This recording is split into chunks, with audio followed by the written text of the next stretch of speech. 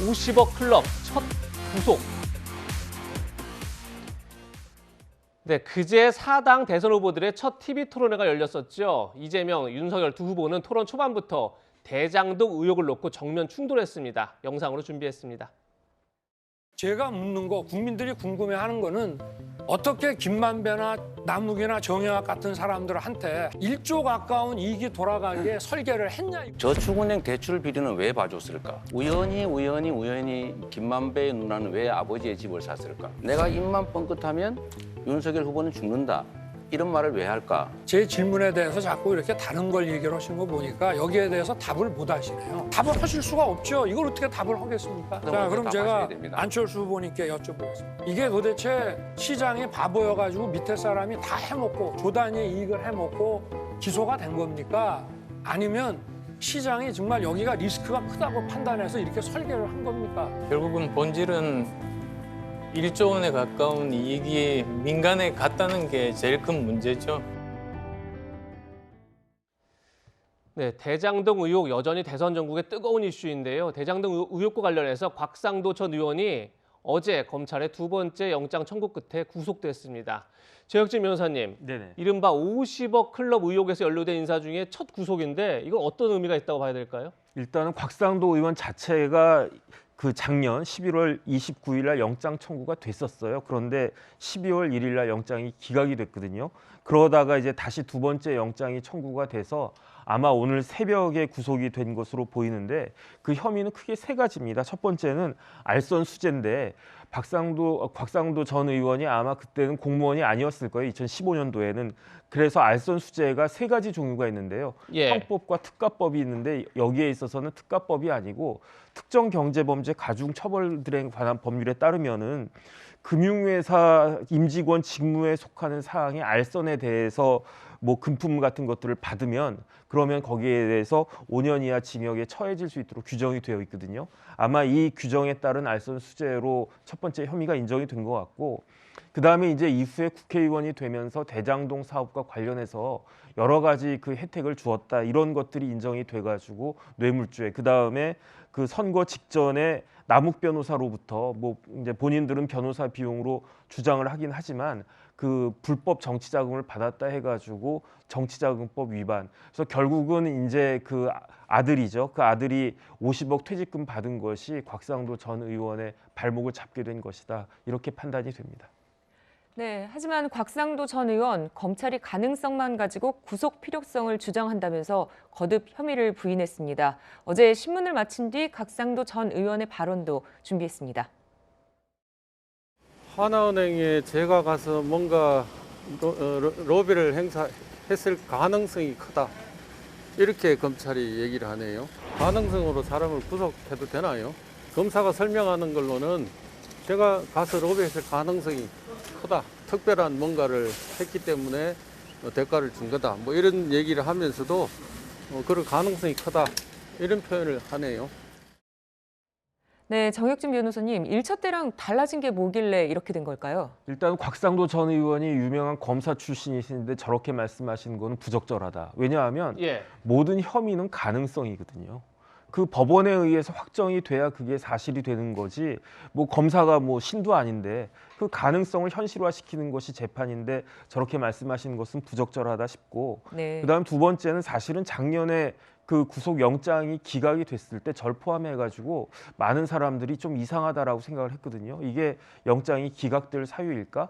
그런데 그 와중에 어떤 녹취록이 공개가 됐냐면 2020년 4월 4일 날 김만배와 정영학 씨 사이에 있었던 이야기가 담겨져 있는 녹취록이 공개가 됐는데 그 내용을 갖다 보면은 병채 아버지가 곽상도 의원이거든요.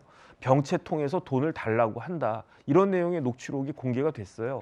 곽상도 전 의원은 그거는 이전에도 이미 다 있었던 것이다라고 이야기를 갖다가 했는데 이런 그 녹취록이 다시금 그 영향을 미친 것이 아닌가 싶고, 이런 재반 정황 같은 것들을 봤을 때 알선 수재나 뇌물이나 이런 것들이 그 자식의 그 곽상도 전 의원의 아들의 퇴직금을 통해서 현실화가 된 것은 객관적으로는 맞는 것 같다는 생각이 저는 듭니다.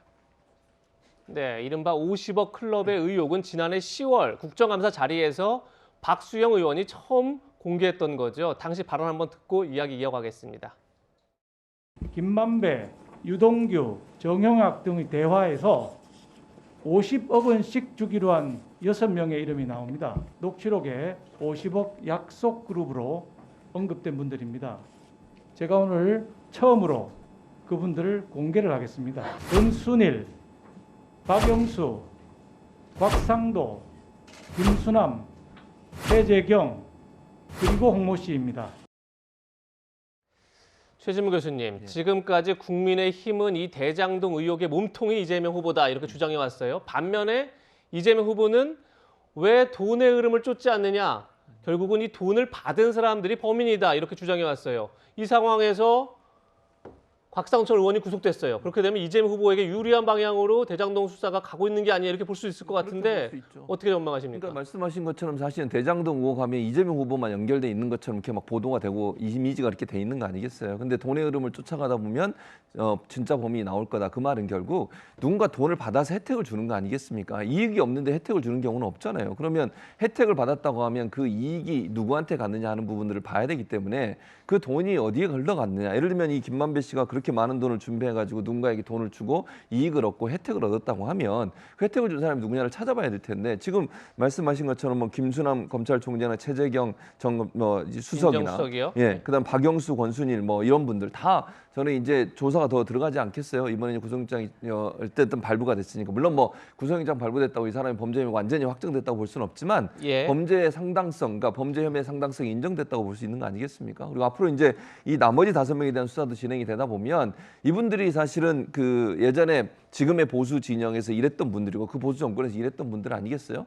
그럼 김만배 씨라고 하는 사람이 본인의 사업에 돈을 이익을 얻기 위해서 뭐 가리지 않고 누구든지 뭐 필요하면 돈을 주고 연결시키고 그 사람한테 이 혜택을 얻고 이랬다고 할 수 있는 여러 가지 정황들이 나올 수 있다고 생각해요. 그러면 이 대장동 이슈라고 하는 것이 이 김만배 씨가 본인의 인맥을 이용해서 특히 이제 지금 이름 나온 분들 보면 보수 진영에 있는 인맥들을 이용해서 그 사람들에게 무슨 혜택을 누렸지 않겠나는 얘기가 나올 수 있다는 거죠. 그러면 지금까지 알고 있는 것처럼 대장동이 이재명 후보와 연관된 그런 이슈라고 이미지가 생긴 부분에 일정 부분 변화가 올 가능성이 있다고 저는 봅니다. 그리고 이들이 어떤 방법으로 도와주느냐에 따라서 김만배 씨가 정말 본인의 어떤 그 이익을 위해서 정치권에 다양한 형태의 로비를 했다 하는 부분이 나오게 되면 이건 국민의힘에 연관된 부분이 나올 수 있기 때문에 그런 부분에 상당히 치명적인 역할을 할 수 있다고 봅니다.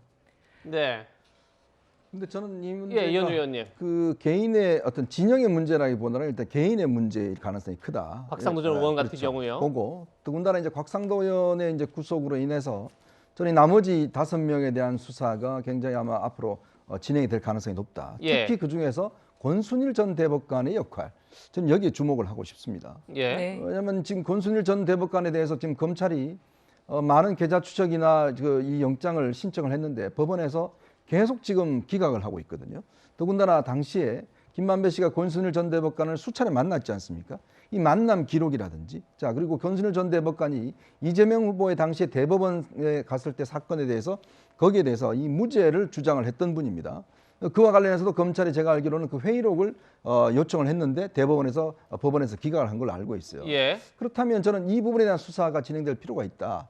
즉 무슨 역할을 했길래 지금 이제 곽상도에 구속됐기 때문에 과연 50억이라는 게 그냥 이야기하는 게 아니란 말이죠. 각각의 사람들이 다 역할이 있을 겁니다. 50억에 상당하는 역할. 과연 그게 뭘까? 라는 의문이 있지 않겠습니까? 박영수 전 특검 무슨 역할을 했는 것인지, 권순일 전 대법관은 무슨 역할을 했기 때문에 과연 50억이라는 돈을 김만배 씨가 줘야 되는 것인지, 즉 사건이 점점 본질로 저는 들어가는 상황이기 때문에 저는 이재명 후보에게 유리한 국면이라고 보지는 않습니다. 네. 대장동 의혹과 관련해서 수사가 여러 갈래로 진행되고 있습니다. 황무성 전 성남도시개발공사 사장 사퇴 압박과 관련해서는 검찰은 무혐의 처분을 내렸습니다. 화면을 보시면요. 황무성 사퇴 압박 의혹에 대해서는 이재명 후보, 정진상 부실장, 그리고 유동규 전 본부장 이렇게 3명에 대해서 검찰은 무혐의 처분을 그제 내렸습니다. 그런데 유한기 전 본부장에 대해서는 유한기 전 본부장이요 이런 얘기를 했습니다. 유동규 전 본부장으로부터 황무성 사장의 사직서를 받아왔으면 좋겠다 이런 얘기를 들은 적이 있다라고 했는데요. 그러면서 또 유동규로부터 지시를 받은 것은 아니다 이런 얘기까지 했습니다. 검찰 조사 당시에도 유한기 전 본부장이 모순된 진술을 한 것으로도 알려졌었는데 검찰은 이 부분에 대해서 어떻게 판단했을까요? 정혁진 변호사님. 그 녹취록을 보면요, 유한기 전 본부장이 황 사장에 대해서 사퇴를 종용하는데 굉장히 높은 톤이었던 것 같거든요. 그러면서 그 당시 시장 7번, 그다음에 정진상 실장 8번, 유동규 본부장 12번 이런 이야기가 딱 나와요. 그런데 막상 그 검찰 조사를 받을 때에는 어떻게 유한기 본부장이 이야기를 했냐면은 내가 그냥 감정이 격해져서 과장된 표현을 했을 뿐이지 어떤 지시를 받은 것이 아니다 이렇게 말이 바뀌거든요. 네. 근데 어쨌든 나머지 세 사람에 대해서는 다 무혐의 처분이 나왔고 유한기 전 본부장 같은 경우에는 사망을 했기 때문에 공소권 없음 처분이 나왔는데 그런데 제가 주목한 바는 어떤 내용이냐면은 이 사람들 사이에 공모가 없었다라는 식으로 그 검찰에서 이야기를 갖다 하는데 다시 말해서 그러한 일이 없었다라고 이야기한 것은 아니고 이 네 사람 사이에 공모가 없었다라고 지금 검찰이 이야기하는 걸 보면 사실 유한기 전 본부장이 생존해 있었으면은 형사처벌도 받을 수 있는 것이 아닌가 하는 추측을 저 개인적으로는 하는데 그런데 결론은 이렇게 그 검찰이 결론을 내리면서도 정진상 전 실장에 대해서는 비공개로 딱 한 번 조사를 했어요. 예. 그다음에 이재명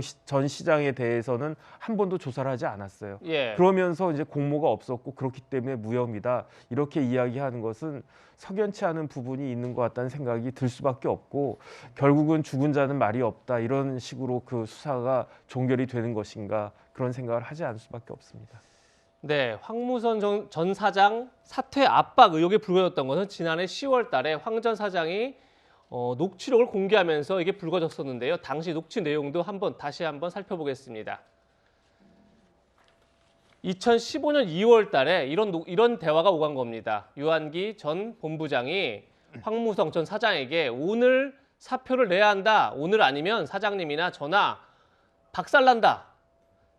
이것은 바로 시장님, 당시에 이재명 성남시장을 의미하는 것으로 보입니다. 시장님 명을 받아서 한 것 아닙니까? 이렇게 얘기를 했고요. 거기에 대해서 황무선 정 사장은 당신이 엄청난 역할을 맡았구나. 정 실장, 정진상 부실장을 의미하는 거죠. 그리고 유동규 씨가 직접 말은 못하겠고 결국 유한기 전 본부장이 총대를 맨 거 아니냐 이런 취지의 얘기를 하는 겁니다.